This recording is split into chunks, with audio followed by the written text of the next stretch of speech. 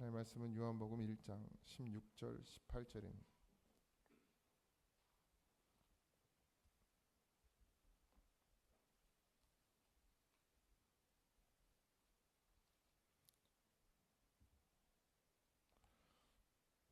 요한복음 1장 16절에서 18절입니다. 합독합니다. 우리가 다 그의 충만한 데서 받으니 은혜 위에 은혜로라. 율법은 모세로 말미암아 주어진 것이요 은혜와 진리는 예수 그리스도로 말미암아 온 것이라. 본래 하나님을 본 사람이 없으되 아버지의 품속에 있는 독생하신 하나님이 나타나셨느니라. 아멘. 할렐루야.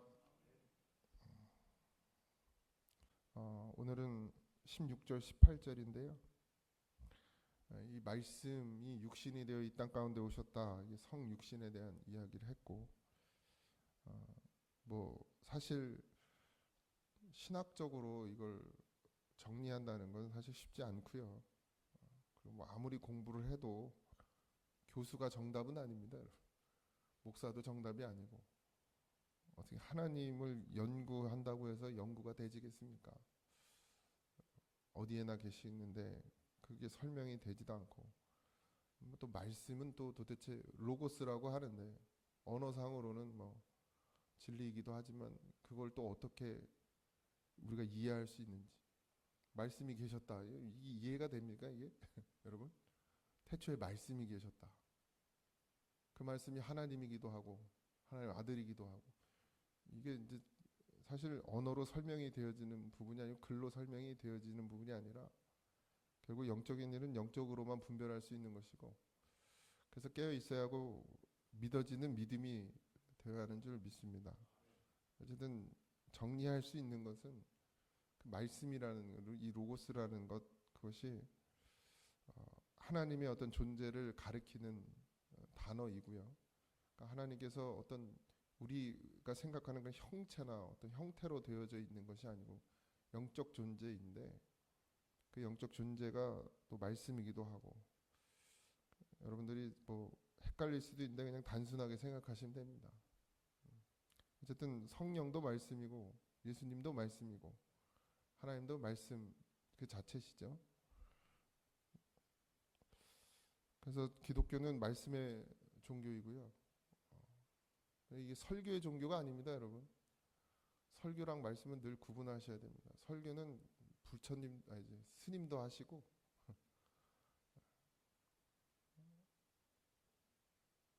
신부님도 하시고 온갖 종교들이 다 설교는 해요. 설법이라고 하고 뭐라고 하고 좀 달라서 그렇지. 설교 강연도 마찬가지고요. 육신에 도움되는 말을 하는 게 아니라 이 말씀은 생명이에요. 그러니까 반드시 그 심령으로 들려져야 합니다. 그러니까 모든 설법이고 강의고 설교고 이 사람의 마음을, 그러니까 그러니까 이 심령이 아니라 인간의 그 감정을 흔드는 것으로 가면 안 됩니다. 사람들은 근데 그게 더 좋아. 그래서 강연장 다니잖아요. 그 누구죠? 그 약간 이단가 허경영, 그분 강연 들어갔는데 몇백만 원씩 내더라고. 요새는 거의 이제 교주가 되셨는데, 그러니까 그런 강연을 들으러 가서 어떤 감정적인 터치를 받으면 그게 이제 교회에서 뭐가 되는 거예요? 은혜라 그러는 거예요.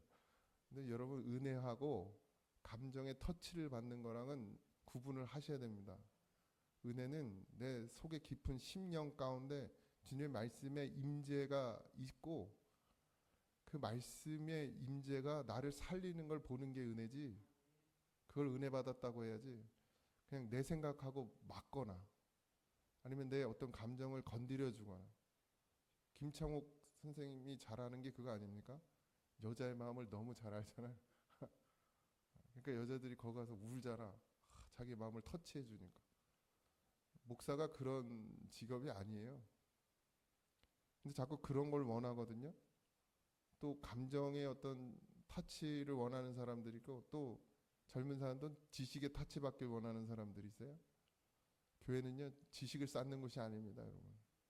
성경적 지식, 성경을 100번을 읽어도 예수를 못 만나는 사람들도 있어요. 근데 성경을 한 번만 읽어도 예수님을 만나는 사람이 있고, 어떤 사람은 성경 한 구절에 꽂혀서 예수를 만나는 사람이 있습니다. 그 한 구절 때문에 평생을 주를 위해 사는 사람도 있어요. 여러분이 많이 알고 있는 그런 모든 신학자들도 보면, 뭐 루터도 마찬가지, 요한 웨슬리도 마찬가지, 모든 그래도 우리 선대에 훌륭했던 그 목사님들을 보면 방황하다가, 그러니까 성경을 많이 읽었어요. 연구도 하고 교수같이 잘 알았지만 신앙적인 방황을 했단 말이에요. 그런데 어떤 한 말씀에 딱 꽂혀가지고 거기서 예수를 만나거든요. 그러니까 이게 설교로 되어지는 게 아니고요. 여러분들이 각자 하나님의 그 심령 가운데 하나님의 말씀, 또 성령이기도 하고 그 말씀이 임재하셔야 됩니다. 우린 늘 신앙적인 방황을 하고 살아요. 여러분 진짜 사도 바울처럼 확고한 믿음을 갖고 신앙생활하는 사람은 한 교회에 그렇게 많지 않습니다. 그게 목사도 아니에요. 사실 목사라고 꼭 그러냐, 그렇지도 않습니다. 근데 정말 꽂히면, 그 말씀이 내게 임하면 어설프게 그냥 감정의 어떤 타치를 받는 것 말고 그 심령 가운데 정말 그 한 말씀이라도 임하면 정말 큰 변화 역사가 일어납니다. 달라져요, 진짜. 다만 우리가 그렇지 못하기 때문이에요. 지금 하나님의 말씀이 우리 안에 임해야 되는데, 그게 뭐 성령의 임재이기도 하고 또 주님의 내주하심이기도 하고, 그 뭐 표현이 다 다르지만 결국 말씀이 우리 안에 임재하는데, 그 말씀이라는 건 성경이죠. 이게 이제 문자로 된 말씀이 성경 아닙니까? 그 성경 안에서 우리에게 임재하는 말씀이 있다는 거예요. 맨날 똑같이 읽는 말씀인데 늘 달라요. 그때 상황에 따라도 다르지만, 내 감정에 따라도 다르지만, 거기서 더 깊은 세계로 들어가셔야 됩니다. 그러니까 감정에 따라 이 성경이 읽어지는 건 안 돼요. 지식에 따라 성경이 읽어져도 안 됩니다. 어떤 한 사람의 해석, 뭐 그것으로도 안 돼요. 그게 정답이 아니에요. 뭐 많은 목사님들, 교수님들이 책을 써내지만 그게 정답인가요? 아니에요. 내게 주시는 하나님의 말씀이 있어요. 그걸 받으셔야 돼요. 그러니까 목사님들도 여러 가지 목회의 어떤 해결을 위해서 여기저기 세미나도 많이 다니고, 거기 부흥됐다 이러면 그 교회에서 부흥되면 그 교회 가서 그 목사님 목회 방법을 배워, 설교도 배우고 뭐 프로그램도 배워가지고 교회 와서 해요. 돼? 안 돼요. 내게 있어야 돼. 내게 하나님이 내게 주시는 그 말씀, 그게 딱 잡히면 바울처럼 죽으면 죽으리다 하는 거예요. 근데 그게 없으니까 지금 우리가 끌려다니기도 하고 끌고 다니고 이렇게 되는 것이지, 사실 뭐 목사가 뭐 설득할 필요도 없고 막 하자고 할 필요도 없어요. 그냥 말씀에 붙들리면 자기가 와서 죽는 거지, 죽음의 자리를 어떻게 목사가 사람이 끌고 가겠습니까? 내가 끌고 간다고 여러분들이 죽음의 자리에 끌려가겠습니까?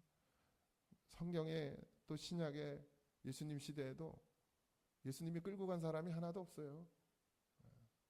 자기가 그냥 말씀이 내 안에 임하니까 그게 생명이 되니까 자기 발로 걸어 주님 가신 길 가는 거지, 뭐 설득하고 뭐 회유하고 가스라이팅은 되겠지. 그게 교주죠.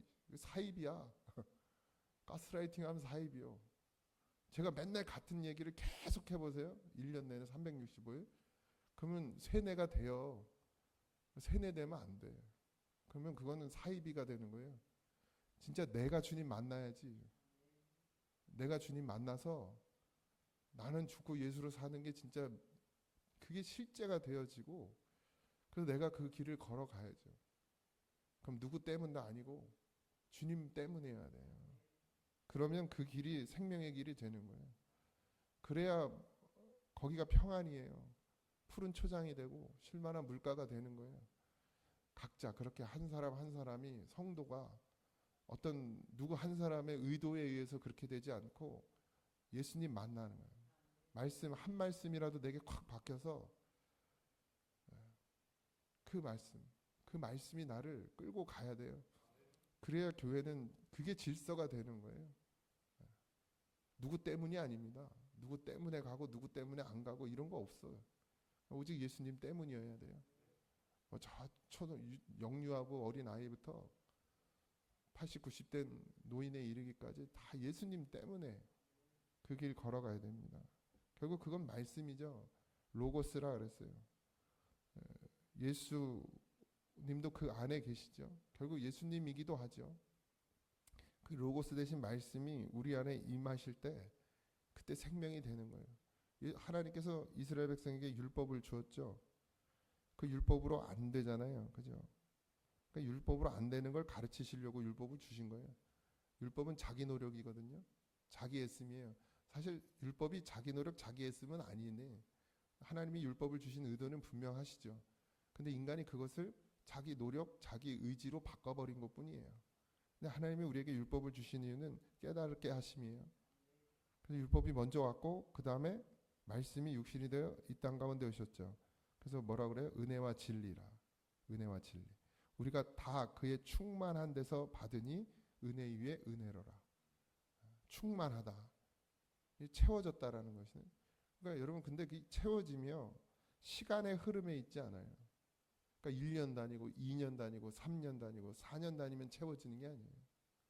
말씀이 긴 구절이 많이 들어오면 채워지는 겁니까? 아니죠. 태초에 하나님이 계시니라. 이 한 말씀 가지고도 하나님께서 천지를 창조하시니라. 이 한 말씀 가지고도 내 안에 충만이 될 수 있어요. 우리가 생각하는 충만은 시간의 충만이고 노력의 충만이요. 근데 그건 부질없는 짓입니다. 아무리 시간을 들이고 아무리 노력을 해도 안 되는 거예요. 뭐 108배, 3000배. 불교는 노력하잖아요. 노력해서 불교도 사실은 부처님은 안 되는 걸 알았거든. 제자들은 된다고 그래서 그렇지. 부처님 원래 저도 불교를 잘 모르지만 부처님은 그 모든 것들을 하고 인간은 안 되는 걸 깨달은 게 부처예요, 사실. 근데 그걸 안 되니까 집에 가라고 그럴 수 없잖아. 그러니까 노력하라고 하면서 만들어진 종교가 불교죠. 근데 우리 똑같이 그러고 있다는 거예요. 어떤 시간, 예배 시간, 공예배 다들 새벽 예배 내가 1년 한 번 안 빠지고 새벽 예배 나왔다. 그게 내 공이 돼요. 그게 충만 아닙니다, 여러분. 새벽 예배를 하루를 나왔어도 거기서 예수님 만나는 게 충만이지. 예. 우린 양이 아니라 질이에요, 질. 그래서 충만한 데서 받았으니 은혜 위에 은혜로라. 근데 이 충만이 내 노력이 아니니까 은혜예요. 내 노력으로 되어지는 게 아니잖아요. 웨슬레가 그렇게 신앙적인 방황을 했어요. 배 위에서 예수님을 만나거든요. 풍랑 속에서 벌벌 떨고 누군가는 기도하고 있어요. 그걸 보면서 그부터 성경의 한 말씀을 보면서 내 노력으로 되는 게 아니죠, 사실. 갈망했다 그걸 노력이라고 한다 그러면 굳이 노력이라고 할 수 있겠지만 결국 신앙의 방황 가운데 진리를 쫓았죠. 그러나 그 때와 그 시는 하나님께서 약속하신 하나님께서 정하신 때에 그가 예수님을 만나죠. 여러분도 반드시 충만해지기 소망합니다. 그 생각을 벗겨내세요. 내가 뭘 열심히 해서 충만해지는 게 아닙니다. 내가 시간을 채운다고 해서 충만해지는 게 아니에요. 그렇다고 하지 말지 마세요. 새벽 예배 열심히 하세요. 기도 열심히 하셔요. 그런데 진짜 충만은 예수님으로부터 오는 것이지 내 노력으로부터 와지는 게 아니라는 사실입니다. 지불되어지는 게 아니에요. 이미 지불 받은 거예요. 우리가 돈을 내면 음식이 나오듯 내가 막 열심히 노력하고 내가 열심히 다 하면 하나님의 은혜가 오는 게 아니고 은혜가 오는 거예요. 이미 은혜를 받았고 생명 주셨잖아요. 그래서 이제 갚을 일밖에 없어요, 사실은. 17절 율법은 모세로 말미암아 주어진 것이 나오죠. 은혜와 진리는 예수 그리스도로 말미암아 온 것이니라.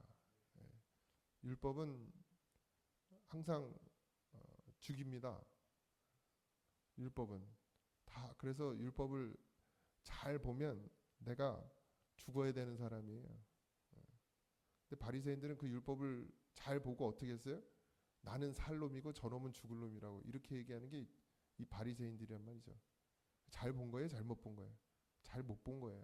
하나님이 율법을 주신 의도를 모르는 거죠. 하나님의 뜻을 모르는 거예요. 진짜 하나님의 뜻을 알면 율법을 보면 볼수록 난 정말 죽어 마땅한 사람이구나. 그러니까 율법을 보고 있으면 내가 입이 다물어져야 돼요. 할 말이 없어져요. 그게 세리죠. 우리도 여러분들 믿음이 세리의 믿음이 되길 바랍니다. 우리는 할 말이 없어요. 말할 자격이 없어. 율법을 보면 볼수록 나는 진짜 지옥에 온 사지가 다 나눠져서 흩어져서 태워서 죽어질 수밖에 없는 그런 죄인인 것이 보여야 돼요. 그러고 나서 예수님이 오시니까 뭐예요? 은혜죠. 그런 율법에 나를 비추어서 내가 정말 지옥에 저 밑에 떨어질 수밖에 없는 나인 걸 깨달았는데, 알게 됐는데 예수님이 오시더니 나를 구원해 주시는 거예요. 그런 나를. 그러니까 은혜가 되는 거야. 근데 그게 아니면 은혜가 안 되죠. 내가 뭐 얼마나 죄를 지었다고, 그래도 나는 괜찮은 사람이라고 라고 생각하면 절대로 그 은혜가 임할 수 없습니다. 항상 사도 바울이 그렇게 고백한 것처럼 나는 죄인 중에 괴수라. 그의 고백이요, 예수님 만나기 전의 고백도 아니고 예수님 만나고 그 처음의 고백도 아니고, 그 예수님을 위해서 그 모진 고난과 고통, 그 어려움을 다 겪으면서, 그러면서 자기를 위해 살지 않고 복음을 위해 살았음에도 그가 그렇게 고백했던 것, 나는 죄인 중에 괴수라. 여러분, 이게 우리 믿음이어야 합니다. 그러면 은혜가 오는 거예요. 근데 어느 순간 내가 잘했다라고 생각하고, 어느 순간 내가 잘났다고 생각하고, 난 그래도 괜찮은 사람이라고 생각하잖아요. 그러면 이제 떠나요, 은혜가. 하나님은 교만한 자와 함께하지 못합니다. 그래서 은혜와 진리라 그랬어요. 진리는 뭐죠? 진리는 하나님 말씀인데, 사실은 진리는 자예요, 자. 진리는 벗어나지 않습니다. 근데 우리가 자꾸 벗어나죠. 예수님은 은혜이고 사랑이에요. 하나님도 사랑이십니다. 그렇다고 죄를 용납하시지 않는 분이에요. 그러니까 은혜는 항상 진리와 같이 가야 돼요. 그러니까 은혜만 얘기하면 다 그냥 교회가 무질서해지는 거예요. 세상 무질서하잖아요. 은혜만 있으면 무질서해요. 그냥 다 용서야, 다 용서. 그럼 오늘 가서 죄 짓고 또 용서받으면 돼. 그냥 막 살아요. 초대교회 그런 종교, 그런 이단이 있었어요. 뭐 다 은혜고, 뭐 영이에요, 영. 그러니까 육은 상관없어. 그러고 나가서 온갖 잡다한 짓들을 해요. 근데 뭐야? 영은 구원 받았으니까 괜찮다는 거예요. 근데 진리는 그렇게 말씀하지 않습니다. 그러니까 진리가 같이 있어야 돼요. 기준이 있어야 된다고요. 우리 안에 하나님 말씀의 기준이 있어야 돼요. 그러니까 모든 게 다 은혜라고 해서 그냥 목사가 여러분들 그냥 교회 재정을 막 써. 아, 은혜인데 뭐 용서해 줘야지. 네? 다 사랑으로 하는 거지. 됩니까? 거기에 뭐가 있어야 돼요? 진리가 있어야 돼요. 하나님의 것이니 함부로 사용할 수 없다. 이게 진리 아닙니까? 율법과 진리는 또 다릅니다, 여러분. 기본적인 기준이 있죠. 진리라는 기준이 있어요. 물론 진리는 우리를 구원하시는 하나님의 은혜이며 또 그리스도의 그 십자가를 설명하죠, 진리는. 그렇지만 결국 그 모든 것 안에 은혜의 진리가 같이 가지 않으면 교회는 무질서해집니다. 항상 하나님의 말씀이 여러분들을 비추어야 돼요. 비춰야 돼요. 자꾸 남만 보지 마세요, 제발. 남 보는 건 그렇게 잘 봐. 눈에다 뭘 달았나? 그렇게 잘 보여. 자기는 안 보여. 이게 진리가 없는 거예요. 반드시 진리가 있어야 됩니다. 그래서 내가 보여야 돼요. 내 안에 그리스도께서 살아계심이 믿음이 돼야 됩니다.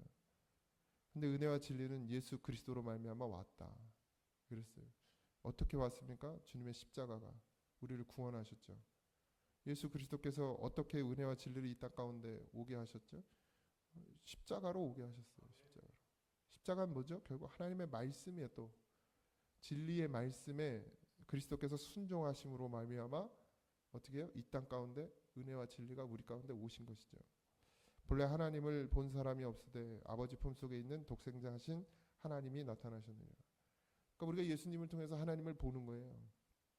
하나님을 볼 수 없죠. 근데 예수 그리스도께서 이 땅 가운데 성육신에서 오셨고, 그래서 그분을 봄으로 말미암아 우리가 하나님을 본다. 그러니까 여러분 이 땅 가운데 살면서 우리를 통해서 하나님을 보게 해야 합니다. 예수님이 드러나야 돼요. 나를 통해서. 여러분 이게 그리스도인이에요. 그냥 나 하나 잘 먹고 잘 살고 나 하나 구원받으면 땡인 게 아니에요. 그건 그리스도인이 아닙니다. 여러분 진짜 그리스도인이 되면 이게 그렇게 확장될 수밖에 없어요.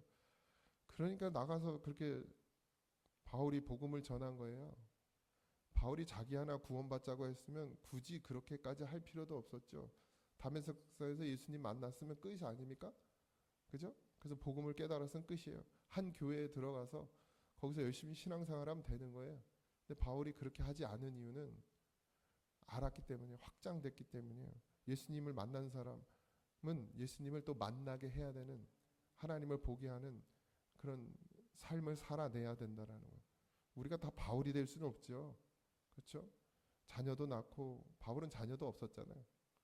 자녀도 낳고 가정도 이루어야 되고 또 삶을 살아야 되고 또 누군간 벌어서 헌금하잖아요.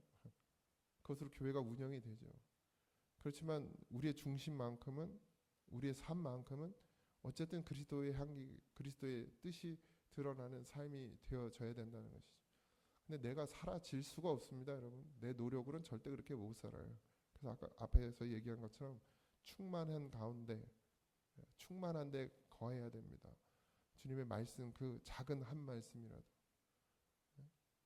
그 한 말씀이라도 내 안에 박혀서 그것이 내게 생명이 되면 그때 시작되는 거예요, 여러분. 사모하십시오. 갈망하시고, 은혜와 진리는 목사의 설교로 다 해결될 수 있는 문제가 아닙니다. 여러분 진짜 예수님 만나야 하고, 기도 가운데, 삶 가운데 예수님이 내 안에 함께 하심을 이게 보여져야 됩니다. 그런 은혜의 세계가 있다는 거죠. 그런 은혜의 세계에 들어가셔서 날마다 기쁨을 누리시고 그 은혜와 진리 가운데 충만함을 누리시는 여러분들이 되시길 바라고, 오늘 하루의 삶도 하나님 내게 주신 귀한 생명의 날을 소홀히 여기지 말고 오늘 하루에 주님이 내게 주신 그 사명 잘 감당해내면서 살아가시고, 내일은 또 주일입니다. 매번 오는 주일 같지만 어느새 마지막 주일이 되는 날이 옵니다, 여러분. 그 귀한 주일을 그냥 덧없이 보내지 마시고 잘 준비하셔서 중심으로 하나님께 예배 드리는 우리가 되길 주님의 이름으로 축복합니다. 기도하겠습니다. 하나님, 말씀이 육신되어 이 땅 가운데 오셨고 그 말씀이 하나님과 함께 계셨으며 곧 하나님이라 만물이 그로 말미암아 지은 바 되었다 하셨는데, 주여, 우리가 이 말씀이 정말 다 깨달아질 수는 없어도 조금이라도 깨닫는 은혜를 주시고 정말 이 말씀이 우리 안에서 실제 되어지고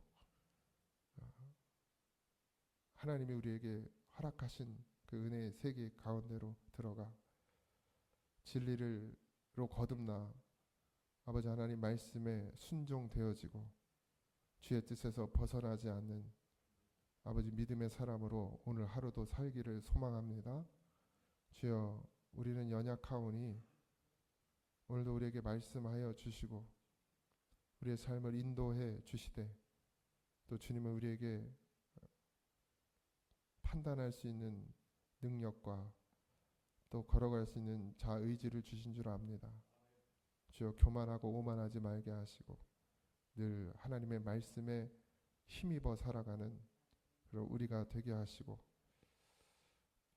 독생하신 예수 그리스도를 통해 하나님을 보는 자가 되게 하시고 그 하나님을 봄으로 말미암아 우리가 가야 될 바를 분명히 깨닫는 오늘 하루가 되게 하옵소서.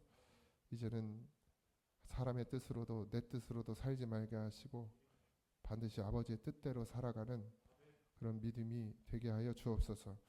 오늘 하루도 주님께 맡기오니 늘 우리와 동행하시는 하나님을 바라고 그분의 손을 놓지 않고 살아가는 오늘 한날이 되게 하여 주옵소서.